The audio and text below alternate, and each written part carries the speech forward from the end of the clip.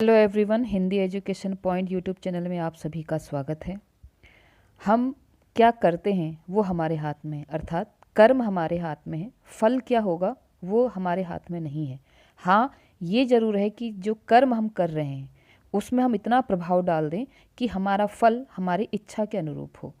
आप समझ सकते हैं कि ये वाक्य मेरे द्वारा क्यों कहा जा रहा है, क्योंकि हम सभी प्रतियोगी परीक्षाओं की तैयारी करते करते कभी ना कभी फल की चिंता करने लगते हैं और उस फल की चिंता में हम अपना कर्म भूल जाते हैं या कर्म से भटक जाते हैं या कर्म में हमारा ध्यान केंद्रित नहीं हो पाता है। तो आप फल की चिंता ना करें, क्योंकि फल हमारे हाथ में नहीं है। हाँ, कर्म अगर हम इतना प्रभावशील बना दें कि फल हमारे इच्छा अनुरूप हो तो वही हमारे लिए श्रेयस्कर होगा।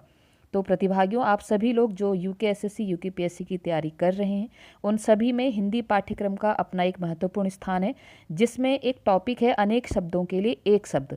ठीक है, ये सुनने में तो बड़े आसान लगते हैं, हमें लगता है कि हम इसको सही कर लेंगे, लेकिन जब परीक्षा में ये प्रश्न आते हैं तो कहीं ना कहीं हम सोच में पड़ जाते हैं कि किस तरह इसको किया जाएगा। तो आज ये एक छोटा सा वीडियो मैं आपके लिए 20 मार्क्स का यहाँ पे लेके आई हूँ, जिसमें आप पहले खुद अनुमान लगाएं और देखें कि आप कितना अटेम्प्ट कर पा रहे हैं। अभी ये इनका स्तर आपको थोड़ा सा आसान लगेगा, लेकिन इसके बाद मैं अन्य वीडियोस इसी से रिलेटेड लेके आऊँगी जो आपके लिए टफ से टफ और इम्पोर्टेंट से इम्पोर्टेंट, यानी कि जो भी परीक्षा उपयोगी दृष्टि से बहुत ही महत्वपूर्ण होंगे उस पर हम आगे और ज़्यादा वीडियो लेके आएंगे, क्योंकि अभी परीक्षा आपकी अप्रैल में है और यूकेएसएससी की परीक्षाएं जनवरी फरवरी में है। लेकिन आप अभी जो हिंदी सामान्य हिंदी से रिलेटेड जो डिटेल वीडियो है वो आप प्लेलिस्ट में जाके देख सकते हैं। साथ ही Indian history, Uttarakhand and others informative videos जो हैं यूकेएसएससी और यूकेपीएससी की, वो भी आप प्लेलिस्ट में जाके देख सकते हैं। तो ठीक है, वीडियो स्टार्ट करते हैं। और आज की वीडियो हमारी निर्भर करती है अनेक शब्दों के लिए एक शब्द से। आप सभी ज़रूर कमेंट बॉक्स में लिखें कि आपके 20 प्रश्नों में से कितने प्रश्न सही थे, कितने अंक आपके आए। और यहाँ पर आपको जो ज्ञान दिया जा रहा है, जो मेरे अनुभव द्वारा है या जो मैं कहीं से भी कलेक्ट करके आपको दे रही हूँ, ये आपके लिए कितना लाभदायक है। तो वीडियो स्टार्ट करते हैं। जैसे कि आप देख रहे हैं स्क्रीन पर, पहला प्रश्न है, जो पहले कभी ना हुआ उसके लिए एक शब्द क्या होगा। ठीक है, ये एक शब्द है, अनेक शब्दों के लिए एक शब्द। जो पहले कभी ना हुआ, अद्भुत, अभूतपूर्व, अपूर्व या अनुपम। ठीक है, देखिए अद्भुत का अर्थ होता है आश्चर्यचकित, जिसको देखकर हम अद्भुत मतलब विस्मय को कहीं ना कहीं अर्थ देता है। और अनुपम का मतलब होता है जिसकी उपमा या जिसकी तुलना किसी से ना की जा सके। तो देखो ये हमको समझ में आ गया। अपूर्व मतलब होता है पूर्व नहीं। ठीक है, बस इतना इसका है। लेकिन हमारे पास सेंटेंस है कि जो पहले कभी नहीं हुआ, कभी नहीं हुआ, तो उसका सही उत्तर है ऑप्शन नंबर बी, अभूतपूर्व। ठीक है, आप जब भी अपने उत्तर लगाएं तो आप भी उनको जरूर मार्क करें कि मैं इतने प्रश्न मेरे सही थे। तो अद्भुत का अर्थ होता है आश्चर्यचकित, अनुपम का अर्थ होता है जिसकी तुलना ना की जा सके। ठीक है, उसको बोलते हैं अनुपम। उपमा का ही अर्थ होता है तुलना करना, इसलिए अनुपम। बढ़ते हैं अगले प्रश्न की तरफ। अगला प्रश्न है जो कहा ना जा सके, है ना। जो कहा ना जा सके उसको क्या कहेंगे, अकथनीय, अक्षम्य, अजर या अगम्य। देखिए अकथनीय इसका राइट आंसर, आप सभी समझ लेंगे। कथन मतलब कहना होता है, अ माने नहीं। जो कहा ना जा सके ये इसका सही उत्तर है।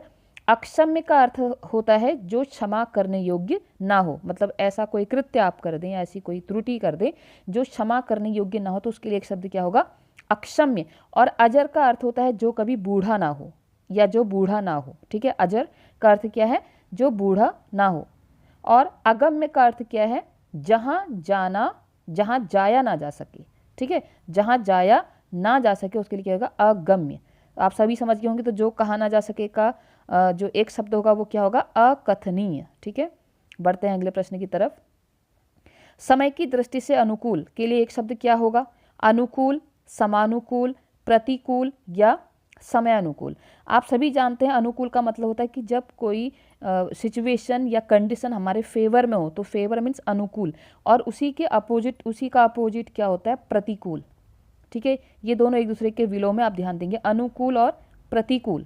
कि हम समझते हैं कि हमारा कर्म हमारे अनुकूल है, लेकिन परिस्थितियां हमारे कर्म को भी हमारे प्रतिकूल बना देती हैं। इस तरह से उदाहरण के माध्यम से आप समझ सकते हैं। ठीक है, तो समय की दृष्टि से अनुकूल, देखिए एक शब्द यहाँ पर हमें मिल रहा है समयानुकूल। इसको अगर हम तोड़ेंगे तो क्या बनेगा, समय प्लस अनुकूल, यानी कि अनुकूल का मतलब कहता है जो हमारे फेवर में हो। तो समय की दृष्टि से अनुकूल यानी कि समय हमारे साथ है, तो समयानुकूल। इसका सही उत्तर क्या होगा, ऑप्शन नंबर डी, समयानुकूल। बढ़ते हैं अगले प्रश्न की तरफ। अगला प्रश्न है जो सब कुछ जानता है उसको हम क्या कहेंगे, अज्ञ कहेंगे, ठीक है। सर्वज्ञ कहेंगे, विशेषज्ञ कहेंगे या कृतज्ञ कहेंगे। देखिए अज्ञ का मतलब होता है जो जानता है। अज्ञ, विज्ञ, भिज्ञ ये शब्द ऐसे हैं जो जानने के लिए प्रयुक्त किए जाते हैं। अज्ञ, विज्ञ, भिज्ञ जानने के लिए। लेकिन यहाँ पर एक शब्द लगा है सब कुछ जानता है, तो इसका सही उत्तर क्या होगा? सर्वज्ञ। सर्व प्लस अज्ञ, अज्ञ, विज्ञ, भिज्ञ इसका अर्थ होता है जानना। तो सर्वज्ञ मतलब जो सब कुछ जानता है। विशेषज्ञ का मतलब हो गया जो किसी विशेष तथ्य की जानकारी रखता है, जो विशेष जानता है, उसको बोलेंगे विशेषज्ञ। और कृतज्ञ मतलब होता है जो किए गए उपकार को मानता है, और इसी का विलोम क्या है? कृतज्ञ। क्या है उसका विलोम? कृतज्ञ, जो किए गए उपकार को नहीं मानता। और कृतज्ञ माने होता है जो किए गए उपकार को मानता है, मतलब कि उसने उसके लिए बहुत कुछ किया लेकिन वो कृतज्ञ हो गया, मतलब उसने उसके उपकार भूल गया। और कृतज्ञ हम कहते हैं ना कि मैं आपके द्वारा किए गए कार्यों के प्रति कृतज्ञ हूँ, मतलब मैं आपके उपकारों को मानता हूँ। तो कृतज्ञ होता है किए गए उपकार को मानने वाला।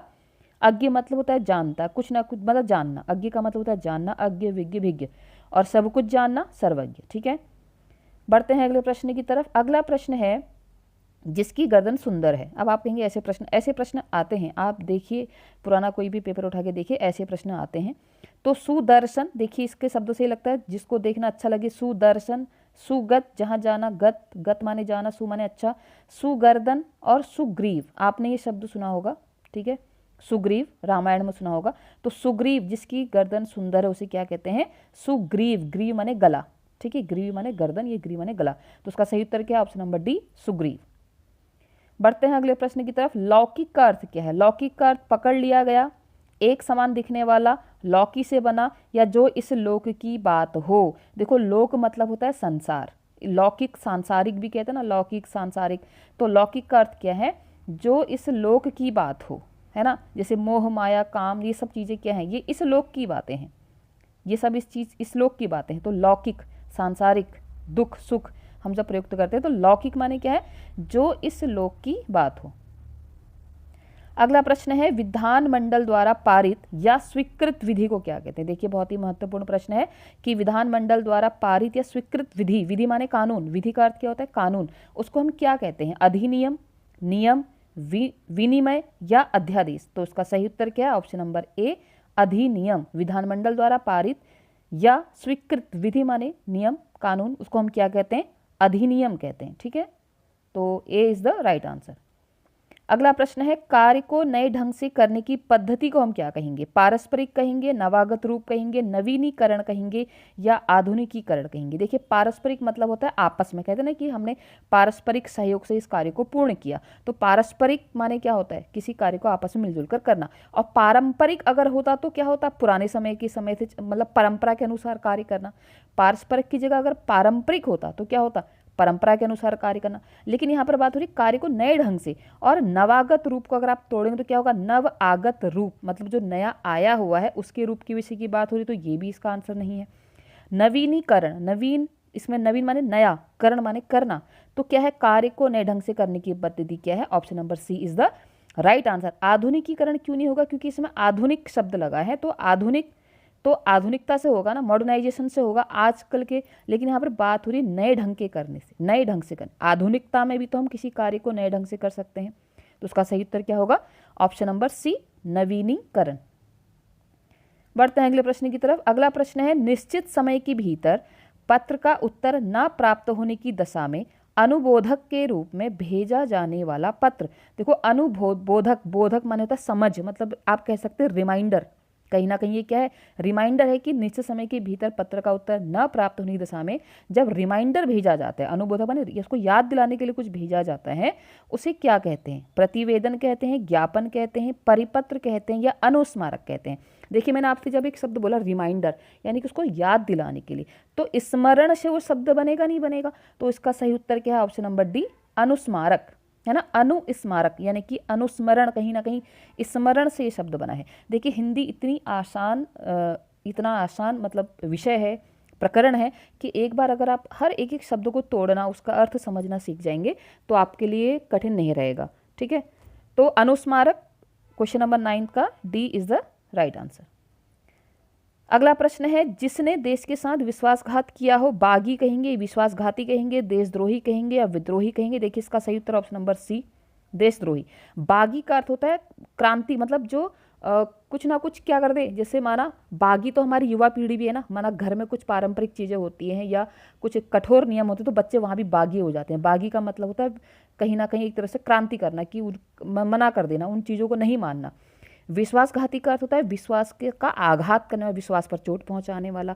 और विद्रोही का अर्थ भी कहीं ना कहीं बागी से हम ले सकते हैं कि जो विद्रोह कर रहा है। लेकिन यहाँ पर बात हो रही है देश के साथ विश्वासघात जिसने किया हो, उसके लिए एक शब्द क्या होगा, देशद्रोही। ठीक है, अगला प्रश्न है बहुत ही अच्छा और आसान और बहुत ही बार पूछे जाने वाला प्रश्न है, जंगल में लगने वाली आग को क्या कहते हैं। देखिए मैं आपको यहाँ पर सारी आगों के विषय बताऊंगी। जठरा नल, देखिए सबके आगे अनल लगा है, अनल का अर्थ क्या होता है, आग होता है। अनल का अर्थ क्या होता है, आग। और अनिल का अर्थ क्या होता है, वायु, हवा, पवन, समीर। ठीक है, ये हवा के पर्यायवाची हैं। तो अनल, अग्नि, हुतासन, ये सब आग के पर्यायवाची होते हैं। तो जठरा नल क्या होता है, जठरा नल होती है पेट की आग, है ना। जठरा नल क्या होती है, पेट की आग। और दावानल इज द राइट आंसर, दावानल होती है जंगल में लगने वाली आग। दावानल मतलब जंगल में लगने वाली आग। अब मैं आपको बड़वा नल बताती हूँ। बड़वा नल होती है समुद्र में लगने वाली आग। समुद्र में आग कैसे लगती है, जब वहाँ पर वो जहाज चलते हैं तो वहाँ पर भी समुद्र की आग को हम बड़वा नल बोलते हैं। ठीक है, कामा नल मतलब होता है काम की आग। काम की आग माने इच्छाओं की आग। मैं जब बच्चों को पढ़ाती थी तो मैं कहती थी जठरा नल सबसे खतरनाक आग है जो मनुष्य को कुछ भी करने के लिए प्रेरित कर सकती है। लेकिन अब मुझे लगता है कि कामानल, इच्छाओं की आग इतनी खतरनाक होती है कि मनुष्य को कुछ भी करने पर मजबूर कर देती है। मजबूर कहें या उसका जो व्यक्तित्व है उसी को परिवर्तित कर देती है। ठीक है, आप समझ गए होंगे। जठरा नल मतलब पेट की आग, दावानल मतलब जंगल की आग, बड़वानल मतलब समुद्र की आग, और कामानल मतलब इच्छाओं की आग। ठीक है, तो बढ़ते हैं अगले प्रश्न की तरफ। अगला प्रश्न है रसास्वादन का अर्थ क्या है, या रसास्वादन के लिए हम पूरा एक वाक्य क्या कहेंगे। किसी रस से भरा होना, किसी विषय में मस्त होना, किसी रस का उपभोग करना, या किसी बात में रुचि लेना। ठीक है, तो रसास्वादन होता है कि किसी रस का उपभोग करना, मतलब आपने किसी चीज़ का रसास्वादन किया, किसी भी चीज़ का, तो वो क्या होगा, उपभोग मतलब उसको प्राप्त करना। तो रसास्वादन मतलब किसी रस का उपभोग करना। ठीक है, इसका सही उत्तर क्या है, ऑप्शन नंबर सी, किसी रस का उपभोग करना। अगला प्रश्न है वर्णनातीत। अब वर्णनातीत के लिए क्या होगा, वर्णनातीत का अर्थ क्या है। अतीत का वर्णन, देखिए अतीत का मतलब होता है पास्ट यानी कि भूतकाल का वर्णन नहीं। ठीक है, अच्छा वर्णन नहीं, अच्छा वर्णन ही, छिपा वर्णन भी नहीं है। वर्णन से परे, अब परे का मतलब होता है दूर। हम कहें कि वो इतना सुंदर था या वो दृश्य इतना सुंदर था कि वो वर्णनातीत है, मतलब मैं उसको वर्णित नहीं कर सकता। या हम कहें कि माँ के प्रेम को हम वर्णन नहीं कर सकते, तो उसके लिए हम क्या शब्द प्रयोग करेंगे, वर्णनातीत। ठीक है, तो वर्णनातीत मतलब जिसका वर्णन ना किया जा सके या जो वर्णन से परे है। परे मतलब दूर है, परे का अर्थ क्या है यहाँ पर, दूर है। तो उसका सही उत्तर क्या है, ऑप्शन नंबर डी, वर्णन से परे। अगला प्रश्न है प्रश्न या प्रश्नादि के उत्तर की अपेक्षा करने वाला, यानी कि जो प्रश्न या प्रश्नादि के उत्तर की अपेक्षा कर रहा है उसको हम क्या कहेंगे। अपेक्षा का अर्थ क्या होता है, देखिए दो शब्द मैं आपको बताती हूँ। एक होता है अपेक्षा और एक होता है उपेक्षा। इन दोनों के अर्थ को समझिए। अपेक्षा का मतलब होता है हम किसी के प्रति इच्छा कुछ रख रहे हैं, और उपेक्षा का मतलब होता है उसको इग्नोर करना, नज़रअंदाज करना। जैसे अगर मैं एक उदाहरण आपको दूं कि हर माता पिता अपने बच्चों से कुछ अपेक्षाएं रखते हैं और बच्चे उन अपेक्षाओं की उपेक्षा कर देते हैं। उपेक्षा मतलब उनको इग्नोर कर देते हैं, नज़रअंदाज कर या उपेक्षित व्यवहार करते हैं, मतलब ऐसा इग्नोरेंस बिहेवियर करना। तो उपेक्षा मतलब नज़रअंदाज। तो आप इन शब्दों को समझ जाएंगे, कभी आपके समक्ष ऐसे शब्द आए तो आप ध्यान रखेंगे। अपेक्षा मतलब इच्छा रखना और उपेक्षा मतलब नज़रअंदाज करना। ठीक है, अब हमारा प्रश्न क्या है कि प्रश्न या प्रश्न आदि के उत्तर की अपेक्षा मतलब इच्छा रखने वाले को हम क्या कहेंगे, उत्तरीय, उत्तरायणी, उत्तराधिकारी या उत्तरापेक्षी। देखो अभी मैंने आपको इसके अंदर, मैंने अभी आपसे कहा था ना कि जब हम शब्दों को तोड़ना सीख जाएंगे, अगर हम उत्तरापेक्षी को तोड़े तो क्या बनेगा, उत्तर आपेक्षी, मतलब जो उत्तर की अपेक्षा रख रहा है। और प्रश्न हमारा यही है कि जो उत्तर की अपेक्षा रखता है उसे क्या कहते हैं, उत्तरापेक्षी। तो क्वेश्चन नंबर 14 का राइट आंसर क्या है, option number D.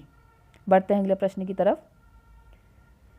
Question number 15, जिसके समान दूसरा ना हो उसको हम क्या कहेंगे, अलौकिक, स्वर्गिक, अप्रतिभा या अप्रतिम। ठीक है, अलौकिक, अभी हमने लौकिक की बात की थी तो हमने लौकिक का अर्थ क्या जाना था। ठीक है, क्वेश्चन नंबर 6 था तो हमने जाना था कि जो इस लोक की बात हो। अलौकिक किसको कहेंगे, जो इस संसार का हो ही ना, उसको हम अलौकिक कहेंगे, तो ये नहीं है। स्वर्गिक मतलब स्वर्ग का, अप्रतिभा मतलब जिसमें प्रतिभा नहीं है, अप्रतिम मतलब क्या होगा, जिसके समान दूसरा ना हो, अप्रतिम। ठीक है, अप्रतिम क्या है, जिसके समान दूसरा नहीं है। तो क्वेश्चन नंबर 15 का right answer option number D. अगला प्रश्न है, जहां पहुंचा ना जा सके उसको हम क्या कहेंगे, दुर्गम कहेंगे, अधिगम कहेंगे, अगम कहेंगे या सुगम कहेंगे। देखिए दुर मतलब होता है कठिन, दुर उपसर्ग है इसमें, ठीक है, दुर उपसर्ग है, दुर आपके उसमें उपसर्ग प्रत्यय भी है, तो आप इसको भी ध्यान रखेंगे। हिंदी हर जगह से जुड़ी हुई होती है, कहीं ना कहीं से आपको उसमें हर चीज़ मिल जाएगी। तो दुर्गम जहाँ पहुँचना कठिन हो, लेकिन ये बोला जा रहा है जहाँ पहुँचा ना जा सके। अगर होता कि कठिन हो तो दुर्गम होता, लेकिन पहुँचा ही नहीं जा सकता वहाँ। ठीक है, तो प्रश्न है जहाँ पहुँचा ना जा सके, और दुर्गम का अर्थ होता है जहाँ पहुँचना कठिन हो। और अधिगम, आप सभी अगर बीएड वाले हैं तो आपको पता है अधिगम का मतलब होता है लर्निंग, अधिगम मतलब सीखना। ठीक है, अधिगम माने सीखना। और अगम जहाँ नहीं जाना है, गम नहीं, जहाँ नहीं जाना है। और सुगम माने जहाँ जाना अच्छा है, मतलब जहाँ हम आसानी से जा सकते हैं। कहते हैं ना कि सुगम, अच्छा आप सुनते हो ना दुर्गम और सुगम, लोगों को पोस्टिंग मिलती है दुर्गम में सुगम में। सुगम मतलब जहाँ आना जाना अच्छे से हो सकता है, दुर्गम मतलब जहाँ आने जाने में कठिनाई हो। लेकिन प्रश्न हमारे सामने क्या है, जहाँ पहुँचा ना जा सके, तो उसका सही उत्तर क्या होगा, ऑप्शन नंबर सी अगम। ठीक है, जहाँ पहुँचा ना जा सके उसके लिए सही उत्तर क्या है, अगम। बढ़ते हैं अगले प्रश्न की तरफ। जो बहुत बातें करता है, ये बहुत आसान आपको लग रहा होगा, बहुत आसान है भी, क्योंकि हमें बचपन से पढ़ते आ रहे, जो बहुत बातें करता है, जो बहुत पैसे खर्च करता है, ठीक है, ऐसी बातें। तो बधिर, बहुज्ञ, वचनी या बहुभाषी, तो आप इसका सही उत्तर क्या है, जो बहुत बातें करता हो। अगर हम यहाँ पर बहुत बातें करता हूँ, वाचाल जानते हैं ना, वाचाल इसका उत्तर है। लेकिन यहाँ पर अब देखिए जब एमसीक्यू पैटर्न आता है हमारे सामने, तो हमको उन चारों में से सही चुनना होता है। बहुभाषी इसका सही उत्तर होगा यहाँ पर। क्यों होगा, क्योंकि बधिर का मतलब मूक बधिर आप जानते हैं। बहुज्ञ मैंने अभी आपको बताया था, अज्ञ विज्ञ, बहुज्ञ मतलब जो बहुत कुछ जानता है। यहाँ पर अज्ञ है तो अज्ञ माने होता है जानना। वचनीय मतलब ये वचन से संबंधित है। लेकिन अब यहाँ पर इन चारों में सही उत्तर क्या होगा इसका, बहुभाषी। कई बार ऐसे क्वेश्चंस में लोग ऑब्जेक्शन लगाते हैं। तो एमसीक्यू का मतलब क्या होता है कि जो चार यहाँ पर आपके सामने ऑप्शन दिए हैं उसमें सबसे बेस्ट आंसर उसका क्या है। तो इसमें सबसे बेस्ट इन चारों में से जो बहुत बातें करता का क्या होगा, बहुभाष। भाष का अर्थ भी तो बोलना होता है ना, भाष का अर्थ क्या होता है, बोलना। तो जो बहुत बातें करता है वाचाल भी होगा और बहुभाषी भी होगा, ध्यान रखेंगे आप लोग। तो उसका सही उत्तर क्या है, ऑप्शन नंबर डी। अगला क्वेश्चन है, अतिवृष्टि, अत्यधिक विचार करना। वृष्टि का अर्थ होता है वर्षा। अगर यह समझ जाएंगे तो आप इतना समझ जाएंगे कि ये तो है ही नहीं, है ना। अत्यधिक वर्षा होना, ठीक है, अत्यधिक वर्षा होना इज द राइट आंसर। इसका आंसर क्या है, अत्यधिक, अति माने अधिक, वृष्टि माने वर्षा। अत्यधिक सूखा पड़ना, ये इसका विलोम है, तो क्या हो जाएगा, अनावृष्टि। अगर हम इसमें लगा लें अनावृष्टि तो क्या होगा, अत्यधिक सूखा पड़ जाना। अतिवृष्टि का विलोम क्या है, अनावृष्टि। अत्यधिक संतुष्ट होना ये है ही नहीं। तो हमारा आंसर क्या है, क्वेश्चन नंबर 18 का ऑप्शन नंबर बी, अत्यधिक वर्षा होना। अगर यही अनावृष्टि हो तो आंसर क्या होगा, अत्यधिक सूखा पड़ना, ठीक है, या वर्षा बिल्कुल ना होना। अनावृष्टि का क्या होगा, बिल्कुल वर्षा ना होना। अगला प्रश्न है, अनुमति हम किसको कहेंगे। अनुमति अगर हम इतनी बार बोलते हैं कि हमने अनुमति ली, अनुमति का अर्थ क्या है, किसी कार्य की आज्ञा देना, किसी कार्य के लिए निर्देश देना, किसी कार्य के लिए आदेश देना, किसी कार्य के लिए सहमति देना। ठीक है, तो उसका सही उत्तर क्या है, ऑप्शन नंबर डी, किसी कार्य के लिए सहमति देना, इसको हम क्या कहेंगे, अनुमति कहते हैं। अनुमति को हमने डिफाइन किया कि इसका राइट आंसर क्या है, किसी कार्य के लिए सहमति देना। अब परीक्षा में क्या होता है ना, हमें सारे ऑप्शन एक जैसे लगते हैं, हम सोचते हैं आदेश भी एक है, निर्देश भी एक है, आज्ञा भी दे रहे हैं, ऑर्डर दे रहे हैं। ठीक है, तो आपको मैंने आपसे अभी भी कहा कि चार ऑप्शन में जो बिल्कुल उसके बहुत ज़्यादा नज़दीक है ना, अगर 65 और 60 का भी रेशो अनुपात उनमें बन रहा है तो हमें 65 वाले को पकड़ना है, ना ही 60 वाले को। ये ना कहीं कि ये भी तो सही है, अनुमति का अर्थ ये भी तो होता है, ऐसा नहीं चलता है। एमसीक्यू है ना, वो वन वर्ड और वन सेंटेंस के आंसर होते तब हम कहते कि आप कुछ भी लिख सकते हैं, लेकिन तो एमसीक्यू है। उन चारों में से जो बिल्कुल सही लगेगा वही हमारा आंसर होगा। बढ़ते हैं अगले प्रश्न की तरफ। अगला प्रश्न है आज की वीडियो का अंतिम प्रश्न, अन्योन्याश्रित। देखिए शब्द क्या है, अन्योन्याश्रित, इसका अर्थ क्या है, ये बहुत ही अच्छा प्रश्न है। अन्योन्याश्रित अगर हम तोड़ेंगे तो अन्य अन्य बनेगा ये, ठीक है। आश्रित माने आप जानते हैं किसी पर डिपेंड होना, तो इसका सही उत्तर क्या होगा, किसी पर आश्रित होना, किसी पर आश्रित ना होना, एक दूसरे पर आश्रित होना या किसी को आश्रित बना देना। अन्य अन्य मतलब होता है दूसरा, अन्य माने दूसरा होता है ना, इतना तो आप जानते हैं कि अन्य किसी को इस विषय में ना बताइए। अन्य माने दूसरा, तो बाकी तो सारे कट गए, ये तो सब कट गए। एलिमिनेट मेथड भी आप अपनाना सीखें अर्थ से अर्थ निकालते हुए। तो इसका सही उत्तर क्या है? ऑप्शन नंबर सी, एक दूसरे पर आश्रित होना। देखिए, मानव समाज का प्राणी है, सामाजिक प्राणी है, और कहीं ना कहीं अन्योन्याश्रित की स्थिति में रहता है। कभी ना कभी उसको दूसरे से काम पड़ता है। तो हमेशा मनुष्य क्या है? एक कहीं ना कहीं अन्योन्याश्रित है, एक दूसरे पर आश्रित रहता है।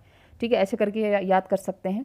तो आज की वीडियो में हमने 20 इंपॉर्टेंट क्वेश्चंस देखे। इसके बाद भी मैं इसका थोड़ा स्तर बढ़ाते हुए आपके लिए लेके आऊँगी, और आप बताइए प्लीज़ कमेंट करके कि आपको वीडियो कैसा लगा। अन्य जो एक्स्ट्रा मैं आपको इसमें क्वेश्चंस के साथ ही जो मैं आपको एक्स्ट्रा चीज़ें बताती हूँ वो आपको समझ में आती हैं, कैसी लगती है वीडियो, आप कमेंट करें, लाइक करें, शेयर करें।